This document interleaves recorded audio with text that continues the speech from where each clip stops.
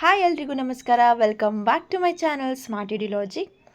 ಇವತ್ತಿನ ವಿಡಿಯೋ 6ನೇ ತರಗತಿಯ ಗಣಿತ ಪ್ರಕಾಶ ವಿಷಯದ ಮೊದಲನೇ ಪಾಠ ಗಣಿತದಲ್ಲಿ ವಿನ್ಯಾಸಗಳು. ಈ ಪಾಠದ 3ನೇ ಮತ್ತು 4ನೇ ಪೇಜ್ನ ಇವತ್ತು ಸಾಲ್ವ್ ಮಾಡ್ತಾ ಇದ್ದೀನಿ. ಸೊ ಲಾಸ್ಟ್ ವಿಡಿಯೋದಲ್ಲಿ 1, 2, 3ನ ಸಾಲ್ವ್ ಮಾಡಿದ್ವಿ. ಸೊ ಇವತ್ತೇನು ಮಾಡೋಣ, 3 ಮತ್ತು 4ನೇ ಪೇಜ್ನ ಸಾಲ್ವ್ ಮಾಡೋಣ. ಸೊ ಅದಕ್ಕಿಂತ ಮೊದಲು ನೀವೇನಾದರೂ ನನ್ನ ಚಾನಲ್ನ ಸಬ್ಸ್ಕ್ರೈಬ್ ಮಾಡಿಲ್ಲ ಅಂದರೆ ಪ್ಲೀಸ್ ಸಬ್ಸ್ಕ್ರೈಬ್ ಮಾಡಿ, ಸಪೋರ್ಟ್ ಮಾಡಿ. ಸೊ ಈಗ ಮೊದಲನೇದು ಸಂಖ್ಯಾ ಶ್ರೇಣಿಗಳನ್ನು ದೃಶ್ಯೀಕರಿಸುವುದು. ನಮ್ಮ ಮುಂದಿನ ವಿಷಯ ಏನಂದರೆ, ಈಗ ಹಿಂದಿನ ವಿಡಿಯೋದಲ್ಲಿ ನಾವು ಸಂಖ್ಯಾ ಶ್ರೇಣಿಗಳನ್ನು ಬರೆದ್ವಿ. ಈ ಒಂದು ವಿಡಿಯೋದಲ್ಲಿ ಪ್ರತಿಯೊಂದು ಒಂದು ಶ್ರೇಣಿಯನ್ನು ಅದರದೇ ಆದಂಥ ಒಂದು ಚಿತ್ರದಲ್ಲಿ ಬಿಂಬಿಸುವುದು, ಅಂದರೆ ದೃಶ್ಯೀಕರಿಸುವುದು, ಪಿಕ್ಚರೈಸ್ಡ್ ಆಗಿ ಮಾಡೋದು. ಸೊ ಇಲ್ಲಿ ನೋಡೋಣ, ಅನೇಕ ಸಂಖ್ಯಾ ಶ್ರೇಣಿಗಳನ್ನು ಚಿತ್ರಗಳ ಬಳಕೆಯಿಂದ ದೃಶ್ಯೀಕರಿಸಬಹುದು. ಗಣಿತೀಯ ವಿನ್ಯಾಸಗಳು ಮತ್ತು ಪರಿಕಲ್ಪನೆಗಳನ್ನು ಅರ್ಥ ಮಾಡಿಕೊಳ್ಳಲು ಗಣಿತೀಯ ವಸ್ತುಗಳನ್ನು ಚಿತ್ರಗಳು ಅಥವಾ ರೇಖಾಚಿತ್ರಗಳ ಮೂಲಕ ದೃಶ್ಯೀಕರಿಸುವುದು ಬಹಳ ಉಪಯುಕ್ತ ಮಾರ್ಗವಾಗಿದೆ. ಸೊ ಒಂದಿಷ್ಟು ಸಂಖ್ಯಾ ಶ್ರೇಣಿಗಳನ್ನು ನಾವು ಒಂದು ಪಿಕ್ಚರ್ ಮೂಲಕ ಅದನ್ನು ತೋರಿಸ್ಬೋದು. ಸೊ ಅದರಲ್ಲಿ ಒಂದಿಷ್ಟು ಶ್ರೇಣಿಗಳ ಒಂದು ಚಿತ್ರಗಳನ್ನು ಕೆಳಗೆ ಕೊಟ್ಟಿದ್ದಾರೆ. ಈ ಒಂದು ಕೋಷ್ಟಕ 1ರ ಮೊದಲ 7 ಶ್ರೇಣಿಗಳನ್ನು ಇಲ್ಲಿ ಅವರು ಪ್ರತಿನಿಧಿಸಿದ್ದಾರೆ. ಇದು ಕೋಷ್ಟಕ 2. ಇದನ್ನು ಸ್ವಲ್ಪ ಗಮನ ಇಟ್ಟು ನೋಡಿ. ಓಕೆ, ನೆಕ್ಸ್ಟ್ ನೋಡೋಣ. ನಿಮ್ಮ ನೋಟ್ ಪುಸ್ತಕದಲ್ಲಿ ಕೋಷ್ಟಕ 2ರಲ್ಲಿರುವ ಸಂಖ್ಯಾ ಶ್ರೇಣಿಗಳನ್ನು ಪ್ರತಿನಿಧಿಸಿದ ಚಿತ್ರಗಳನ್ನು ನಕಲು ಮಾಡಿ ಪ್ರತಿ ಶ್ರೇಣಿಯ ಮುಂದಿನ ಚಿತ್ರವನ್ನು ಬಿಡಿಸಿ. ಸೊ ಅಂದರೆ ಇಲ್ಲಿರುವಂಥ ಇದೇನೋ ಕೋಷ್ಟಕ 2 ಕೊಟ್ಟಿದ್ದಾರಲ್ಲ, ಸೊ ಇದು 1, 2, 3 ಇದನ್ನ ಪ್ರತಿಯೊಂದನ್ನು ಹಾಕ್ಕೊಂಡು ಹೋಗಬೇಕು. ಹಾಕ್ಕೊಂಡು ಹೋದ್ಮೇಲೆ ಇದರ ಮುಂದಿನ ಚಿತ್ರಗಳನ್ನು ಮುಂದಿನ ಪ್ರತಿ ಶ್ರೇಣಿಯ ಮುಂದಿನ ಚಿತ್ರವನ್ನು ನೀವು ಬಿಡಿಸ್ಬೇಕಾಗತ್ತೆ. ಸೊ ನೋಡೋಣ, ಇಲ್ಲಿ ಮೊದಲನೇದೇನಿದೆ ಅಂದರೆ, ಮೊದಲನೇ ಸಂಖ್ಯಾ ಶ್ರೇಣಿ ಯಾವುದಂದರೆ ಎಲ್ಲ 1ಗಳು. ಸೊ ಎಲ್ಲ 1ಗಳನ್ನು ಅವ್ರು ಕೊಟ್ಟಿದ್ದಾರೆ. ಅಂದರೆ ಅದರ ಶ್ರೇಣಿ ಏನಾಗಿರುತ್ತೆ, 1, 1, 1, 1, 1, ಹೌದಲ್ವಾ? ಸೊ ಈ ರೀತಿ ಇರುವಂಥ ಶ್ರೇಣಿನ ಅವ್ರು ಇಲ್ಲೇನು ಮಾಡಿದರೆ ಚಿತ್ರದಲ್ಲಿ ತೋರಿಸಿದ್ದಾರೆ. ಹಾಗಾದರೆ ಇದ್ರ ಮುಂದಿನ ಚಿತ್ರ ಯಾವುದು? ಅದು ಕೂಡ ಏನಾಗಿರುತ್ತೆ, ಒಂದು ಬಿಂದು ಕೊಡಬೇಕಿಲ್ಲಿ ನೀವು ಕೊಟ್ಟು 1 ಅಂತ ಹೇಳಿ ಕೆಳಗೆ ಬರಿಬೇಕು. ಸೊ ಇದರ ಮುಂದಿನ ಚಿತ್ರ ಯಾವುದು? ಒಂದು ಬಿಂದು ಹಾಕಿ 1 ಅಂತ ಹೇಳಿ ಬರಿಬೇಕು. ಸೊ ಇದೇ ಅದರ ಆನ್ಸರ್ ಆಗಿರುತ್ತೆ. ನೆಕ್ಸ್ಟ್ ನೋಡಿ, ಎಣಿಕೆ ಸಂಖ್ಯೆಗಳು. ಎರಡನೇದೇನಾಗಿದೆ ಅಂದರೆ ಎಣಿಕೆ ಸಂಖ್ಯೆಗಳು. ಸೊ ಇದರ ಒಂದು ಚಿತ್ರ, ಇದರ ಮುಂದಿನ ಚಿತ್ರ ಯಾವುದು? ಅದರ ಮೊದಲು ಎಣಿಕೆ ಸಂಖ್ಯೆಗಳು ನೋಡ್ತಾ ಹೋಗೋಣ. 1, 2, 3, 4, 5. ಸೊ ನೆಕ್ಸ್ಟ್ ಎಣಿಕೆ ಸಂಖ್ಯೆ ಯಾವುದು? 6. ಸೊ ಅದನ್ನು ನಾವಿಲ್ಲಿ ಮುಂದೆ ಚಿತ್ರ ಬಿಡಿಸ್ಬೇಕು. ಸೊ ಇಲ್ಲಿ 6 ಚುಕ್ಕಿಗಳನ್ನು ಬಿಡಿಸಿ ಕೆಳಗಡೆ 6 ಅಂತ ಹೇಳಿ ನೀವು ಬರಿಬೇಕಾಗತ್ತೆ. ನೆಕ್ಸ್ಟ್ ನೋಡೋಣ, ಥರ್ಡ್ ಕ್ವೆಶನ್. ಥರ್ಡ್ ಯಾವುದು ಅಂತಂದರೆ ಬೆಸ ಸಂಖ್ಯೆಗಳು. ಸೊ ಬೆಸ ಸಂಖ್ಯೆಗಳು ಅಂದರೆ ಏನು? ಬೆಸ ಸಂಖ್ಯೆಗಳು ಅಂದರೆ ಯಾವುದು 2ರಿಂದ ಭಾಗ ಆಗೋದಿಲ್ಲ. ಸೊ ಆ ಸಂಖ್ಯೆಗಳನ್ನು ನಾವೇನಂತೀವಿ? ಬೆಸ ಸಂಖ್ಯೆಗಳು ಅಂತೀವಿ. ಈ ಬೆಸ ಸಂಖ್ಯೆ ಎಲ್ಲಿಂದ ಶುರುವಾಗುತ್ತೆ? 1ರಿಂದ ಶುರುವಾಗಿ ಅದಕ್ಕೆ ನೆಕ್ಸ್ಟ್ 2ನ್ನು ಸೇರಿಸ್ತಾ ಹೋದಂಗೆ ನಮಗೇನಾಗ್ತೈತಿ?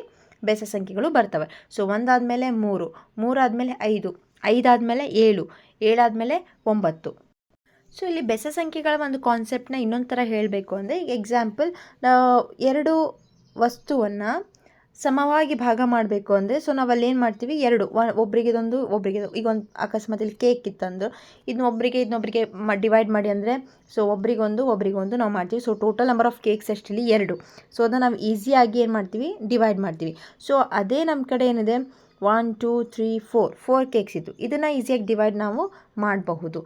ಬಟ್ ಈಗ 3 ಕೇಕ್ಸ್ ಇತ್ತಂದರೆ ಅದನ್ನು ನಾವೇನು ಮಾಡೋಕ್ಕಾಗಲ್ಲ, ಡಿವೈಡ್ ಮಾಡೋಕ್ಕಾಗಲ್ಲ. ಸೊ ಇದು ಒಂದು ಏನು ಮಾಡುತ್ತೆ, ನಮ್ಮ ಬೆಸ ಸಂಖ್ಯೆಗಳು ತೋರಿಸ್ಕೊಡುತ್ತೆ. ಅಂದರೆ 2ರಿಂದ ನಾವು ಭಾಗ ಎದಕ್ಕೆ ಮಾಡೋಕ್ಕಾಗಲ್ಲ ಅಂದರೆ, ಈ ಸಂಖ್ಯೆಗಳನ್ನು ನಾವು ಆರಾಮಾಗಿ 2 ಭಾಗಗಳಾಗಿ ಮಾಡ್ಬೋದು. ಯಾವುದು? ಸಮ ಸಂಖ್ಯೆಗಳನ್ನು. ಆದರೆ ಬೆಸ ಸಂಖ್ಯೆಗಳನ್ನು ನಾವೇನು ಮಾಡೋಕ್ಕಾಗಲ್ಲ, ಭಾಗ ಮಾಡೋಕ್ಕಾಗಲ್ಲ. ಇದು ಒಂದು ನೋಡ್ಕೋಬೋದು. ಸೊ ಇಲ್ಲಿ 1, 3, 5, 7, 9 ಕೊಟ್ಟಿದ್ದಾರೆ. ಸೊ ಇದ್ರ ನೆಕ್ಸ್ಟ್ ನಂಬರ್ ಯಾವುದು? 10, ಹೌದಲ್ಲ? ಸೊ ಈಗ 10 ಅಂದರೆ ಯಾವ ರೀತಿ ಬಿಡಿಸ್ಬೇಕು? ಎಲ್ಲಿ ನೆಕ್ಸ್ಟ್ ಅಗೇನ್ ಇಲ್ಲಿ 1, 2, 3, ನೆಕ್ಸ್ಟ್ 4, 5, 6, 7, 8, 9, 10. ಸೊ ನೆಕ್ಸ್ಟ್ ಬರೋದು 11. ಇಲ್ಲಿ ನೋಡಿ, ಯಾವಾಗಲೂ ಬೆಸ ಸಂಖ್ಯೆಯಲ್ಲಿ ಒಂದು ಡಾಟ್ ಏನಾಗಿರುತ್ತೆ, ಒಂಟಿಯಾಗಿರುತ್ತೆ. ಇದೊಂದು ಜೊತೆ ಇದೊಂದು ಜೊತೆ ಇದೊಂದು ಜೊತೆ ಇದೊಂದು ಜೊತೆ. ಸೊ ಇದೇನಾಗಿರ್ತೈತಿ? ಒಂಟಿಯಾಗಿ ಒಂದು ಸಪ್ರೇಟ್ ಆಗಿರುತ್ತೆ. ಸೊ ನೆಕ್ಸ್ಟ್ ಫಾರ್ಮ್ ಮಾಡುವಾಗ ಯಾವ್ದು ಬರುತ್ತಾ? ಸೊ ಇಲ್ಲಿ ಕೆಳಗೇನು ಬರುತ್ತೆ? 11 ಅಂತ ಹೇಳಿ ಬರಿಬೇಕು. ಇದು ನೆಕ್ಸ್ಟ್ ನಂಬರ್. ಚಿತ್ರ. ಓಕೆನಾ. ಸೊ ಈ ರೀತಿ ಆಯಿತು. ಸೊ ನೆಕ್ಸ್ಟು ಸಮ ಸಂಖ್ಯೆಗಳು ಅಂತ ನೋಡೋಣ. ಸೊ 4ನೇದು ಯಾವುದು? ಸಮ ಸಂಖ್ಯೆಗಳು. ಇಲ್ಲಿ 2ರಿಂದ ಶುರುವಾಗುತ್ತೆ. ಸೊ ಸಮ ಸಂಖ್ಯೆಗಳು ಅಂದರೆ 2ರಿಂದ ಭಾಗ ಆಗುವಂಥವು. 2ರಿಂದ ಶುರುವಾಗುತ್ತೆ, 2ನ್ನು ಸೇರಿಸ್ತಾ ಹೋಗಬೇಕು. 2, 4, 6, 8, 10. ಮುಂದಿನ ನಂಬರ್ ಯಾವುದು? 12. ಸೊ ನೀವು ಇಲ್ಲಿ ಏನು ಮಾಡಬೇಕಾಗುತ್ತೆ? 6 ಡಾಟ್ಸನ್ನು 12 ಡಾಟ್ಸ್ನ ಇಡಬೇಕು. ಸೊ ಈ ರೀತಿ 12 ಡಾಟ್ಸ್ ಇಟ್ಟು ಕೆಳಗಡೆ 12 ಅಂತ ಹೇಳಿ ಬರಿಬೇಕು. ಸೊ ಇದರ ನೆಕ್ಸ್ಟ್ ನಂಬರ್ 10 ಆದಮೇಲೆ ಬರುವಂಥ ನೆಕ್ಸ್ಟ್ ನಂಬರ್ ಯಾವುದು? 12. ಓಕೆನಾ. ಸೊ ನೆಕ್ಸ್ಟ್ ಒಂದು ಕ್ವೆಶನ್ ನೋಡೋಣ. ತ್ರಿಕೋನೀಯ ಸಂಖ್ಯೆಗಳು. ಸೊ ತ್ರಿಕೋನೀಯ ಸಂಖ್ಯೆಗಳ ಅಂದರೆ ಈಗ ನಾವೊಂದು ತ್ರಿಭುಜವನ್ನು ರಚನೆ ಮಾಡುವಂತಹ ಸಂಖ್ಯೆ, ಸಮಬಾಹು ತ್ರಿಭುಜವನ್ನು ರಚನೆ ಮಾಡುವಂಥ ಸಂಖ್ಯೆ. ಇಲ್ಲೇನಿದೆ? 1, 3, 6, 10, 15. ಸೊ ನೆಕ್ಸ್ಟ್ ನಂಬರ್ ಯಾವುದು? ಎಸ್, ಅದ್ಯಾವುದು? 21. ಸೊ 21ನ್ನು ನೀವು ಯಾವ ರೀತಿ ಮಾಡ್ತೀರಾ ಅಂದರೆ 21 ಚುಕ್ಕಿನ ಇಟ್ಕೋಬೇಕೀಗ. ಸೊ ನೆಕ್ಸ್ಟ್ ಶ್ರೇಣಿಯನ್ನು 21 ಅನ್ನೋ ನಂಬರಿನ ಚುಕ್ಕಿನ ನೀವು ಇಡಬೇಕಾಗುತ್ತೆ. ಫಸ್ಟ್ ಇದು ಹೆಂಗೆ ಮಾಡಬೇಕು? 1, ಇದಾದಮೇಲೆ 1, 2, ನೆಕ್ಸ್ಟ್ 1, 2, 3. ಹೌದಾ? ಫಸ್ಟ್ ಇದು 1, 2, 3, 4, 5, 6 ಡಾಟ್ಸ್ ಆಯಿತಾ? 7, 8, 9, 10, 11, 12, 13, 14, next 15, 16,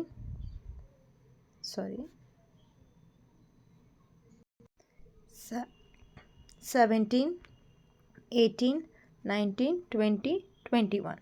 ಸೊ ಇದರಲ್ಲಿ ನಂಗೆ ಡಾಟ್ಸ್ ಇಡೋ ಕರೆಕ್ಟ್ ಆಗ್ತಾ ಇಲ್ಲ. ಸೊ ನೀವು ಇದನ್ನ ಕರೆಕ್ಟಾಗಿ ಡಾಟ್ಸನ್ನ ಇಟ್ಕೊಳ್ಳಿ. ಓಕೆ. ಇಲ್ಲಿ ನೋಡಿ, ಇದು ಯಾವ ರೀತಿ ಬಂದಿದೆ ಅಂದರೆ ಇಲ್ಲಿ ನೀವು ನೋಡ್ಕೋಬೋದು. ಈಗ ನಮ್ಮದು ತ್ರಿಕೋನೀಯ ಸಂಖ್ಯೆಗಳಂದರೆ ಏನು? ಒಂದು ತ್ರಿಭುಜವನ್ನು ರಚನೆ ಮಾಡುವಂತಹ ಸಂಖ್ಯೆಗಳು. ಹಾಗೆ ಸಂಖ್ಯೆಗಳನ್ನು ಎಣಿಕೆ ಕ್ರಮದಲ್ಲಿ ಕೂಡಿಸ್ತಾ ಹೋದಾಗೆ ಅದಕ್ಕೆ ನಾವೇನಂತೆ ತ್ರಿಕೋನೀಯ ಸಂಖ್ಯೆಗಳು. ಈಗ ನಿಮ್ಮದು ಕ್ವೆಶನಲ್ಲಿ ಏನಾಗಿತ್ತು ಅಂದರೆ ಅಲ್ಲಿ 15 ಡಾಟ್ಸನ್ನು ಇತ್ತು. ಹೌದಾ? ಇಲ್ಲಿ 1 ಸೆಕೆಂಡ್. ಇಲ್ಲಿ ನೀವು ಝೂಮ್ ಮಾಡಿ ನೋಡಿದಾಗ 15 ಇದ್ವಲ್ಲ, 15 ಡಾಟ್ಸ್. ಅಲ್ಲೇನಾಗಿತ್ತು? 1, 2, 3, 4, 5 ನಂಬರ್ಸ್ವರೆಗೂ ಅಲ್ಲೇನಾಗಿತ್ತು? ಆ್ಯಡ್ ಆಗಿತ್ತು. ಸೊ ಇಲ್ಲೇನಾಗಿದೆ? 1, 2, 3, 4, 5. ಸೊ ನೆಕ್ಸ್ಟ್ 6 ನಂಬರ್ಸ್ ಬರಬೇಕು. 6 ಡಾಟ್ಸ್ನ ಆ್ಯಡ್ ಮಾಡಿದಾಗ ಸೊ ನಮಗೆ ಟೋಟಲ್ ಡಾಟ್ ಸಿಗೋದು 21. ಸೊ ನೆಕ್ಸ್ಟ್ ತ್ರಿಕೋನೀಯ ಸಂಖ್ಯೆ ಯಾವುದು?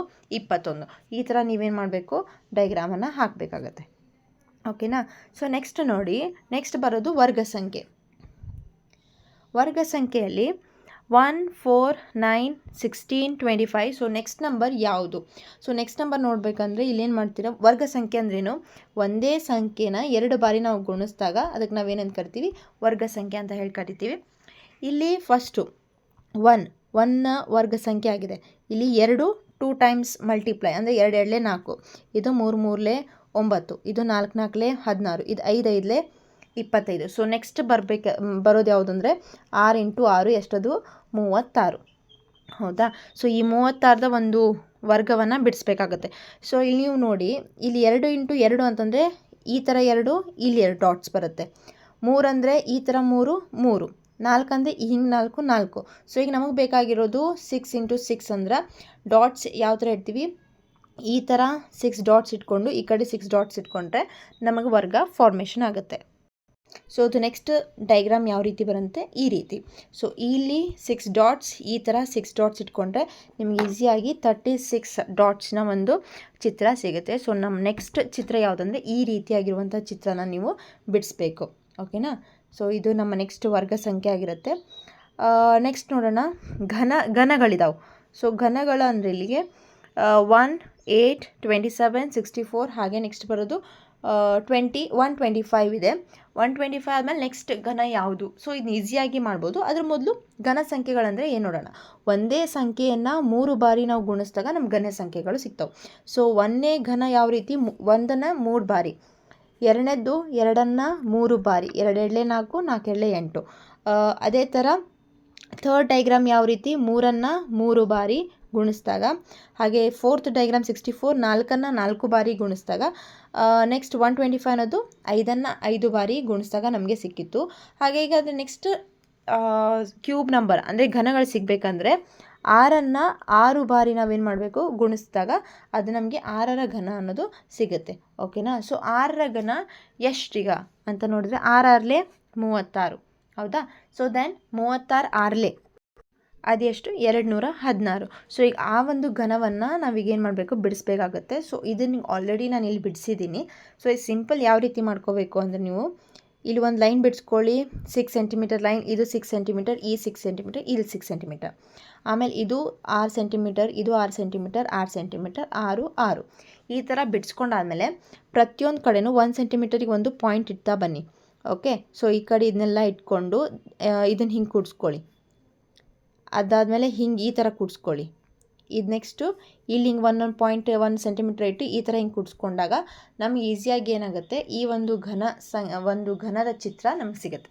ಸೊ ತುಂಬ ಈಸಿ. ನೀವು 6 ಸೆಂಟಿಮೀಟರ್ಗೆ ಒಂದು ಪಾಯಿಂಟ್ ಇಡ್ತಾ ಹೋದಂಗೆ ನಿಮ್ಗೆ ಇಲ್ಲಿ ಏನಾಗುತ್ತೆ ಘನ ಚಿತ್ರ ಸಿಗುತ್ತೆ. ಇದು ಎಷ್ಟು ನಂಬರ್ ಅಂದರೆ ಓಕೆ, ಇದು 6ರ ಘನ, ಅದು 216. ಓಕೆ, ಇದೊಂದು ಈಸಿಯಾಗಿ ಇದು ನೆಕ್ಸ್ಟ್ ಡೈಗ್ರಾಮ್ ಆಗಿರುತ್ತೆ ಘನ ಸಂಖ್ಯೆಗಳದ್ದು. ನೆಕ್ಸ್ಟ್ ಸ್ಲೈಡ್ ನೋಡೋಣ. ಸೊ ನಮ್ಮ ನೆಕ್ಸ್ಟ್ ಕ್ವೆಶನ್ ಏನಂದರೆ 1 3 6 10 15 ಇವುಗಳನ್ನು ತ್ರಿಕೋನೀಯ ಸಂಖ್ಯೆಗಳು ಎಂದು ಏಕೆ ಕರೆಯುವರು? ಹೌದಲ್ವಾ. ಇದು 1 3 6 ಇವೆಲ್ಲ ಏನು ತ್ರಿಕೋನೀಯ ಸಂಖ್ಯೆಗಳು. ಅಂದರೆ 1 ನೆಕ್ಸ್ಟು 1 + 2 ಆಮೇಲೆ 1 + 2 + 3 ಈ ಥರ ಆ್ಯಡ್ ಆಗ್ತಾ ಹೋಗ್ತವೆ. ಈ ಥರ ಎಣಿಕೆ ಸಂಖ್ಯೆಗಳನ್ನ ಕೂಡಿಸ್ತಾ ಹೋದಾಗ ನಮಗೆ ತ್ರಿಕೋನೀಯ ಸಂಖ್ಯೆಗಳು ಸಿಗ್ತವೆ. ಇದನ್ನು ನಾವು ತ್ರಿಕೋನೀಯ ಸಂಖ್ಯೆ ಅಂತ ಯಾಕೆ ಕರಿತೀವಿ ಇವನ್ನ ಅಂದರೆ ಇವುಗಳನ್ನು ತ್ರಿಕೋನೀಯ ಸಂಖ್ಯೆಗಳೆಂದು ಕರೆಯುತ್ತೇವೆ. ಏಕೆಂದರೆ ಈ ಸಂಖ್ಯೆಗಳನ್ನು ಬಳಸಿ ನಾವು ಸಮಬಾಹು ತ್ರಿಭುಜವನ್ನು ರಚಿಸಬಹುದು. ಓಕೆನಾ. ಸೊ ಯಾಕಂದರೆ ಇದರಿಂದ ನಾವು ಈಸಿಯಾಗಿ ಒಂದು ಸಮಬಾಹು ತ್ರಿಭುಜಗಳನ್ನ ರಚಿಸ್ಬೋದು. ಹೌದಲ್ವಾ. ಸೊ ಇಲ್ಲಿ ನೀವು ನೋಡ್ಬೋದು, ಇಲ್ಲಿ ತ್ರಿಕೋನೀಯ ಸಂಖ್ಯೆಗಳು. ಸೊ ಪ್ರತಿಯೊಂದು ಚುಕ್ಕಿ ಈ ಥರ ಹಿಂಗೇನಿದಾವಲ್ಲ, ಇಲ್ಲೆಲ್ಲ ಪ್ರತಿಯೊಂದು ಬಾಹುಗಳಲ್ಲಿ ಸಮನಾದ ಚುಕ್ಕಿಗಳ ಸಂಖ್ಯೆ ಇದಾವೆ. ಸಮಬಾಹು ತ್ರಿಭುಜಗಳನ್ನೇ ಅದೇನಾಗ್ತಾವೆ ಕೊಡ್ತಿದ್ದಾವೆ. ಇಲ್ಲಿ ಚುಕ್ಕಿ 3 ಇದ್ದಲ್ಲಿ 1 2 3, ಇಲ್ಲಿ 2 ಚುಕ್ಕಿ, ಇಲ್ಲಿ 2, ಇಲ್ಲಿ 2. ಸೊ ಅಲ್ಲಿನ ಸಮಬಾಹು ತ್ರಿಭುಜ.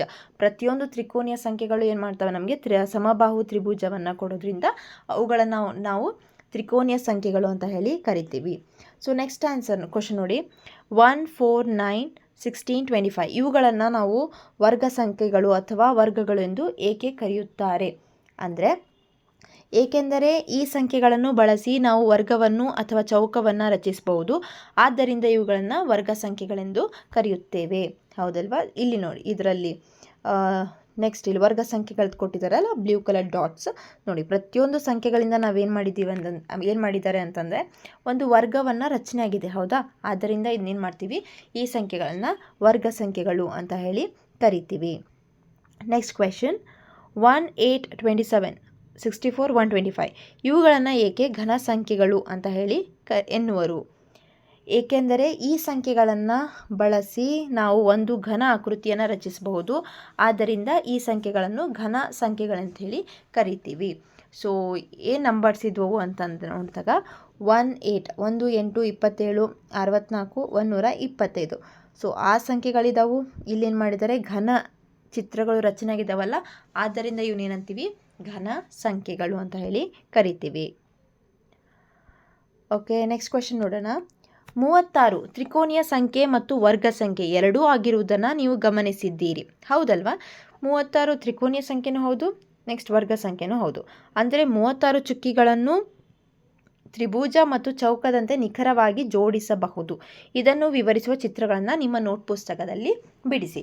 ಸೊ ಇಲ್ಲಿ 36 ತ್ರಿಕೋನೀಯ ಸಂಖ್ಯೆನೂ ಹೌದು ಮತ್ತು ವರ್ಗ ಸಂಖ್ಯೆನೂ ಹೌದು. ಅಂದರೆ ತ್ರಿಕೋನೀಯ ಸಂಖ್ಯೆ ಅಂದರೆ ನಾವು ತ್ರಿಭುಜನೂ ಬಿಡಿಸ್ಬೋದು ಈ ಒಂದು ಸಂಖ್ಯೆಯಿಂದ, ಹಾಗೆ ವರ್ಗ ಅಂದರೆ ಚೌಕನೂ ಬಿಡಿಸ್ಬೋದು. ಸೊ ಇದನ್ನು ನೀವೇನು ಮಾಡಿ ಒಂದು ಚಿತ್ರವನ್ನು ನಿಮ್ಮ ನೋಟ್ ಪುಸ್ತಕದಲ್ಲಿ ಬಿಡಿಸಿ ಅಂತ ಹೇಳಿದ್ದಾರೆ. ಓಕೆ, ಅದನ್ನು ನಾನು ಇಲ್ಲಿ ಈ ಥರ ಒಂದು ಡೈಗ್ರಾಮ್ ಈ ಥರ ತೋರಿಸ್ತಾ ಇದ್ದೀನಿ. ಸೊ ಇಲ್ಲಿ ನೀವೇನು ಮಾಡ್ಬೋದು, 36 ಚುಕ್ಕಿ, ಇದು 36 ತೋರಿಸುತ್ತೆ. ವರ್ಗ ಸಂಖ್ಯೆ ಅಂದ್ರೇನು, 6 × 6, 6ನ್ನು 2 ಬಾರಿ ಗುಣಿಸಿದಾಗ ನಮಗೆ 36 ಸಿಗುತ್ತೆ. ಸೊ ಅದೇ ಥರ ಇಲ್ಲಿ ನಾವು ತ್ರಿಕೋನೀಯ ಸಂಖ್ಯೆನೂ ಕೂಡ ಪಡ್ಕೋಬಹುದು. ಒಂದು ತ್ರಿಭುಜವನ್ನು ಬಿಡಿಸ್ಬೋದು. ಎಣಿಕೆ ಸಂಖ್ಯೆಗಳನ್ನ ಕೂಡಿಸ್ತಾ ಹೋದಾಗ ನಮ್ಗೆ 36 ಸಿಗುತ್ತೆ. 1 1 + 2 1 + 2 + 3 1 + 2 + 4 1 + 2 + 5 1 + 2 + 5 3 + 4 + 5 + 6, 1 + 2 + 3 + 4 + 5 + 6 + 7 ಮಾಡಿದಾಗ ನಮಗೇನಾಗುತ್ತೆ, ಒಂದು ತ್ರಿಕೋನೀಯ ಸಂಖ್ಯೆ ಸಿಗುತ್ತೆ. ಸೊ ನೀವೇನು ಮಾಡಿ ಅಂದರೆ ಬಿಡಿಸಿ ಅಂತ ಹೇಳಿದಾಗ ಈ ರೀತಿಯಾಗಿ ನೀವು ಬಿಡಿಸಬಹುದು. ತ್ರಿಭುಜ ಸಂಖ್ಯೆನೂ ಹೌದು, ಹಾಗೆ ಒಂದು ತ್ರಿಕೋನೀಯ ಸಂಖ್ಯೆನೂ ಹೌದು, ವರ್ಗ ಸಂಖ್ಯೆನೂ ಕೂಡ ಹೌದು. ನೆಕ್ಸ್ಟ್ ಕ್ವೆಶನ್, ಅದೇ ನೆಕ್ಸ್ಟ್ ಏನು ಕೇಳಿದ್ದಾರೆ ಅಂದರೆ, ಇದರಿಂದ ಒಂದೇ ಸಂಖ್ಯೆಯನ್ನು ವಿಭಿನ್ನವಾಗಿ ಪ್ರತಿನಿಧಿಸಬಹುದು ಮತ್ತು ಸಂದರ್ಭಕ್ಕೆ ಅನುಗುಣವಾಗಿ ಅವು ವಿವಿಧ ಪಾತ್ರಗಳನ್ನು ನಿರ್ವಹಿಸುತ್ತವೆ ಎಂಬುದನ್ನು ತಿಳಿಬಹುದು. ಬೇರೆ ಕೆಲವು ಸಂಖ್ಯೆಗಳನ್ನು ಚಿತ್ರಗಳಿಂದ ವಿಭಿನ್ನ ರೀತಿಯಲ್ಲಿ ಪ್ರತಿನಿಧಿಸಲು ಪ್ರಯತ್ನಿಸಿ. ಸೊ ಇದರಿಂದ ನಮಗೇನು ಗೊತ್ತಾಗುತ್ತೆ ಅಂದರೆ, ಒಂದು ಸಂಖ್ಯೆ ಏನಾಗುತ್ತೆ, ಬೇರೆ ಬೇರೆ ಒಂದು ಪಾತ್ರಗಳನ್ನ ನಿರ್ವಹಿಸುತ್ತೆ. ಈಗ ಇಲ್ಲಿ 36 ತ್ರಿಕೋನೀಯ ಸಂಖ್ಯೆನೂ ಹೌದು, ಹಾಗೆ ವರ್ಗ ಸಂಖ್ಯೆನೂ ಹೌದು. ಹಾಗೆ ಒಂದಿಷ್ಟು ಸಂಖ್ಯೆಗಳೇನಿದ್ದಾವೆ ತಮ್ಮ ಬೇರೆ ಬೇರೆ ಕೆಲಸಗಳನ್ನು ಮಾಡ್ತಾವೆ, ಬೇರೆ ಬೇರೆ ಒಂದು ಪಾತ್ರಗಳನ್ನು ವಹಿಸ್ತವೆ. ಆ ರೀತಿ ಸಂಖ್ಯೆಗಳು ನಿಮಗೇನಾದರೂ ಗೊತ್ತಿದ್ರೆ ಅದನ್ನು ನೀವು ಹೇಳ್ಬೋದು. ಈಗ ಎಕ್ಸಾಂಪಲ್ 64 ಅನ್ನೋದು 2ರ ಘಾತನೂ ಕೂಡ ಹೌದು, ಹಾಗೆ ಅದೊಂದು ಘನ ಸಂಖ್ಯೆನೂ ಕೂಡ ಹೌದು ಅಲ್ವಾ. ಆಮೇಲೆ 16 ಅನ್ನೋದು ವರ್ಗ ಸಂಖ್ಯೆನೂ ಹೌದು, ಸಮ ಸಂಖ್ಯೆನೂ ಹೌದು. ಈ ರೀತಿ ಬೇರೆ ಬೇರೆ ಚಿತ್ರಗಳಿಂದ ವಿಭಿನ್ನ ರೀತಿಯಲ್ಲಿ ಪ್ರತಿನಿಧಿಸಲು ಪ್ರಯತ್ನಿಸಿ ಅಂತ ಹೇಳಿದ್ದಾರೆ. ನಿಮ್ಗೆ ಯಾವುದಾದ್ರೂ ಗೊತ್ತಿದ್ರೆ ನೆಕ್ಸ್ಟ್ನ ಕಂಟಿನ್ಯೂ ಮಾಡ್ಬೋದು. ನೆಕ್ಸ್ಟ್ ಕ್ವೆಶನ್ ನೋಡೋಣ. ಮುಂದಿನ ಸಂಖ್ಯೆಗಳ ಶ್ರೇಣಿಯನ್ನು ನೀವು ಏನೆಂದು ಕರೆಯುತ್ತೀರಿ? ಸೊ ಇಲ್ಲಿ ನೋಡಿ ಏನು ಶ್ರೇಣಿ ಕೊಟ್ಟಿದ್ದಾರೆ ಅಂದರೆ 1, 7, 19, 37. ಇದು ಯಾವ ರೀತಿಯ ಶ್ರೇಣಿ? ಆ ಚಿತ್ರವನ್ನು ನೋಡಿ ನಾವು ಹೇಳ್ಬೋದು. ಇಲ್ಲಿರೋದು ಎಷ್ಟು ಬಾಹುಗಳಿದಾವೆ? 1, 2, 3, 4, 5, 6. 6 ಬಾಹುವಿನ ಚಿತ್ರ ಕೊಟ್ಟಿದ್ದಾರೆ. ಇದೊಂದು ಷಡ್ಭುಜ. ಹಾಗಾದರೆ ಈ ಕೊಟ್ಟಿರುವಂತಹ ಸಂಖ್ಯೆಗಳು ಒಂದು ಷಡ್ಭುಜವನ್ನು ರಚನೆ ಮಾಡ್ತಿದ್ದಾವೆ ಅಂದರೆ ಇದಕ್ಕೆ ನಾವೇನಂತ ಕರಿಬಹುದು? ಇದಕ್ಕೆ ನಾವು ಈ ಒಂದು ಶ್ರೇಣಿಗೆ ನಾವೇನು ಮಾಡ್ಬೋದು ಅಂದರೆ ಷಡ್ಭುಜ ಸಂಖ್ಯೆಗಳು. ಈಗ ಹೆಂಗೆ ತ್ರಿಭುಜವನ್ನು ರಚನೆ ಮಾಡುವಂತಹ ಸಂಖ್ಯೆಗಳನ್ನು ತ್ರಿಕೋನೀಯ ಸಂಖ್ಯೆಗಳು ಅಂತ ಕರಿತೀವಿ, ವರ್ಗಗಳನ್ನು ರಚನೆ ಮಾಡುವಂತಹ ಸಂಖ್ಯೆಗಳನ್ನು ವರ್ಗ ಸಂಖ್ಯೆಗಳು ಅಂತ ಕರಿತೀವಲ್ಲ, ಹಾಗೆ ಷಡ್ಭುಜವನ್ನು ರಚನೆ ಮಾಡುವಂತಹ ಸಂಖ್ಯೆಗಳನ್ನು ಷಡ್ಭುಜ ಸಂಖ್ಯೆಗಳು ಅಂತ ಹೇಳಿ ಕರಿತೀವಿ. ಸೊ ಇವುಗಳನ್ನು ನಿಮ್ಮ ನೋಟ್ ಪುಸ್ತಕದಲ್ಲಿ ಬಿಡಿಸಿ. ಶ್ರೇಣಿಯ ಮುಂದಿನ ಸಂಖ್ಯೆ ಯಾವುದು ಅಂತ ಕೇಳಿದ್ದಾರೆ. ಸೊ ಅವ್ರೇನು ಮಾಡಿದ್ದಾರೆ, ನೆಕ್ಸ್ಟ್ ಒಂದು ಚಿತ್ರವನ್ನು ಬಿಡಿಸಿ ಅಂತ ಹೇಳಿಲ್ಲ, ಸಂಖ್ಯೆ ಯಾವುದು ಅಂತ ಹೇಳಿ ಮಾತ್ರ ಕಂಡುಹಿಡಿಯಬೇಕು. ಆದರೆ ಈ ಒಂದು ಚಿತ್ರಗಳನ್ನ ನಿಮ್ಮ ನೋಟ್ಸಲ್ಲಿ ಬಿಡಿಸಿ ಅಂತ ಹೇಳಿದ್ದಾರೆ. ಓಕೆನಾ? ಹಾಗಾದ್ರೆ ಇದು ಬಿಡಿಸೋದು ಯಾವ ರೀತಿ? ಏನು ಸಿಂಪಲ್ ಟ್ರಿಕ್ ಏನಂದರೆ, ಫಸ್ಟ್ ನೀವೇನು ಮಾಡಬೇಕು, ಮಧ್ಯದಲ್ಲಿರುವಂತಹ ಲೈನನ್ನು ನೋಡಬೇಕು. ಈಗ ನೀವು ರಂಗೋಲಿ ಬಿಡಿಸುವಾಗ ಮಧ್ಯದ ಲೈನ್ ಫಸ್ಟ್ ಬಿಡಿಸ್ಕೊತೀವಲ್ಲ, ಆ ರೀತಿ. ಇಲ್ಲಿ ಎಷ್ಟಿದೆ ಮಧ್ಯದ ಲೈನು? 7 ಚುಕ್ಕಿ ಇದಾವೆ. ಫಸ್ಟ್ ನೀವು 7 ಚುಕ್ಕಿ ಬಿಡಿಸ್ಬೇಕು. ಹಾಗೆ ಏನು ಮಾಡಬೇಕು, 2 ಚುಕ್ಕಿಗಳ ಮಧ್ಯೆ ಕೆಳಗಿನ ಲೈನಲ್ಲಿ ಇನ್ನೊಂದು ಚುಕ್ಕಿನ ಮಧ್ಯದಲ್ಲಿ 2 ಚುಕ್ಕಿ ಮಧ್ಯದಲ್ಲಿ ಒಂದು ಚುಕ್ಕಿ ಇಡ್ತಾ ಏನು ಮಾಡಬೇಕು, ಬಿಡಿಸ್ತಾ ಹೋಗಬೇಕು. ಆಮೇಲೆ ಏನು ಮಾಡಿದ್ದಾರೆ, ಇಲ್ಲಿ ಒಂದು ಮಧ್ಯದ ಲೈನ್, ಇವು ಮಧ್ಯದ ಲೈನ್ಸು. ಇಲ್ಲಿ ಒಂದು ಲೈನ್ ಇದೆ, ಮಧ್ಯದ ಲೈನ್ ಆದಮೇಲೆ ಕೆಳಗಡೆ ಒಂದು ಲೈನು, ಮೇಲೆ ಒಂದು ಲೈನು. ಇಲ್ಲಿ 2 ಲೈನ್, ಮೇಲೆ 2 ಲೈನು, ಕೆಳಗೆ 2 ಲೈನು. ಇಲ್ಲಿ 3 ಲೈನು, ಮೇಲೆ 3 ಲೈನು, ಕೆಳಗಡೆ 3 ಲೈನ್. ಈ ರೀತಿ ನೀವು ಒಂದೊಂದು ಚುಕ್ಕಿನ ಕಡಿಮೆ ಮಾಡ್ತಾ ಏನು ಮಾಡಬೇಕು, ಬಿಡಿಸ್ಕೋಬಹುದು. ನೆಕ್ಸ್ಟ್ ಏನು ಕೇಳಿದ್ದಾರೆ ಅಂದರೆ, ಮುಂದಿನ ಸಂಖ್ಯೆ ಯಾವುದು? ಹಾಗಾದರೆ ಮುಂದಿನ ಸಂಖ್ಯೆ ಯಾವುದು, ಯಾವ ರೀತಿ ಕಂಡುಹಿಡಿಯಬಹುದು? ಇಲ್ಲಿ ಗಮನ ಇಟ್ಟು ಕೇಳಿ. ಇಲ್ಲಿ ಫಸ್ಟ್ ಯಾವ ನಂಬರ್ ಇದೆ? 1 ಇದೆ. ಸೊ 1 ಆದಮೇಲೆ ಇರೋ ನಂಬರ್ 7. ಈ 7 ಹೆಂಗೆ ಬಂತು? ಹಿಂದಿನ ಸಂಖ್ಯೆ ಯಾವುದು? 7ರ ಹಿಂದಿನ ಸಂಖ್ಯೆ 1. ಅದಕ್ಕೆ 6 × 1 ಮಾಡಿದ್ದಾರೆ. ಸೊ ಅವಾಗ ಏನು ಬಂತು? 1 + 6 × 1 ಅಂದರೆ 6, 1 + 6 ಅಂದರೆ ಎಷ್ಟು? 7 ಬಂತು. ಗೊತ್ತಾಯ್ತಾ? ಸೊ ಈಗ 7 ಬಂತು. ಈಗ ನೆಕ್ಸ್ಟ್ ನಂಬರ್ ಯಾವುದು? ಈಗ 3ನೇ ನಂಬರ್ ನೋಡಬೇಕಲ್ವಾ? ಆವಾಗ ಹಿಂದಿನ ನಂಬರ್ ಯಾವುದು? 7. 7 + 6 × 2. ಸೊ ಇಲ್ಲಿ 1 ಮಾಡಿದ್ವಿ, ಈಗ ನೆಕ್ಸ್ಟ್ 2 ಮಾಡಬೇಕು. ಇದು ಮಾಡಿದಾಗ 7 + 12 ಎಷ್ಟು ಬಂತು? 19. ಸೊ ನಮಗೆ 3ನೇ ನಂಬರ್ ಸಿಕ್ತು. ಸೊ ಈಗ ನಾವೇನು ಮಾಡಬೇಕು, ನೆಕ್ಸ್ಟ್ ನಂಬರ್ ಹೇಗೆ ಬಂತು ಅಂತ ಹೇಳಿ. 37 ಹೇಗೆ ಬಂತು ಅಂದರೆ, ಇದ್ರ ಹಿಂದಿನ ನಂಬರ್ ಯಾವುದು? 19.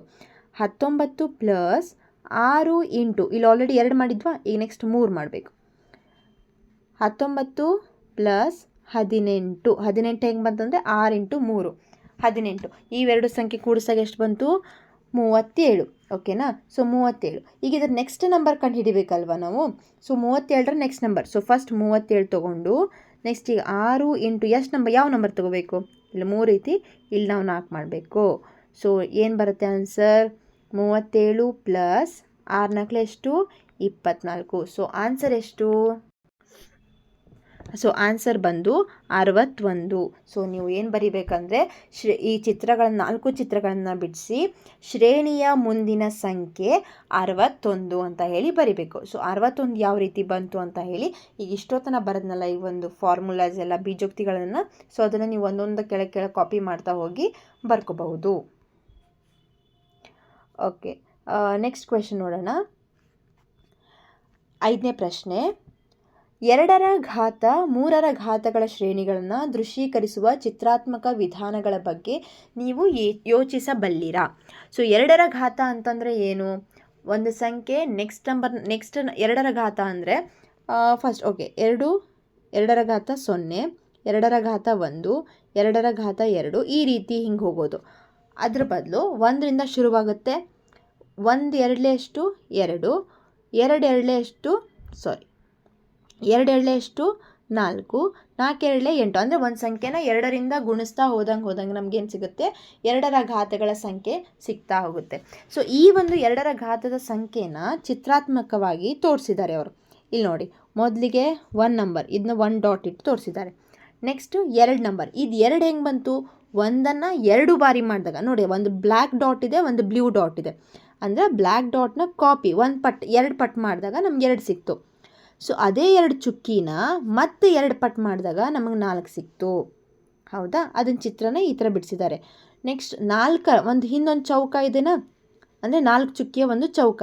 ಸೊ ಆ 4 ಚುಕ್ಕಿಯ ಒಂದು ಚೌಕನ ಡಬಲ್ ಮಾಡಿದಾಗ, ಅಂದರೆ ಇನ್ನೊಂದು ಸತಿ ಬಿಡಿಸ್ಬೇಕು. ಅವ ನಮಗೆ ಟೋಟಲ್ ಎಷ್ಟು ಚುಕ್ಕಿಗಳು ಸಿಕ್ವು? 8 ಚುಕ್ಕಿ. ಇದರ ಅರ್ಥ ಏನು? 4ಅನ್ನು ಡಬಲ್ ಮಾಡಿದಾಗ, 4 2 ಮಾಡಿದಾಗ 8, 8ಅನ್ನು 2 ಸತಿ ಮಾಡಿದಾಗ, ಅಂದ್ರೆ ನೋಡಿರಿ 8ರದ್ದು ಒಂದು ಚಿತ್ರ ಆಯಿತಾ?